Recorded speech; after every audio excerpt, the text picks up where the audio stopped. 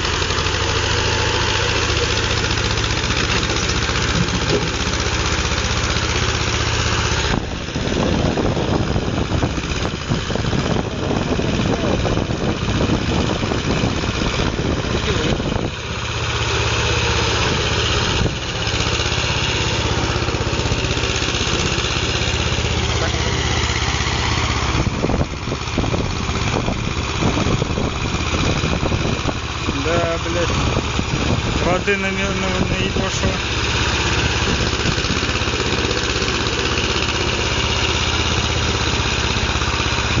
Кому надо, прям вот чуть-чуть вот.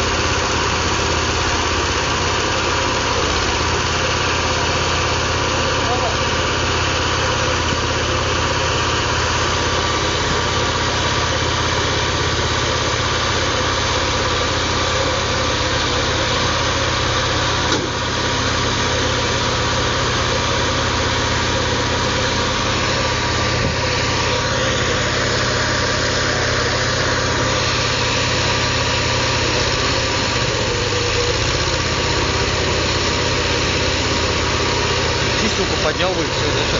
Вот.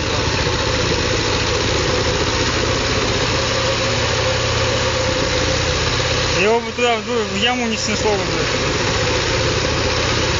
Его заилит потом вообще по трубу ебать.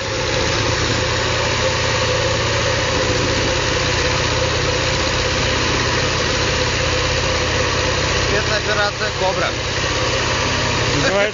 Называется вывезем этот на.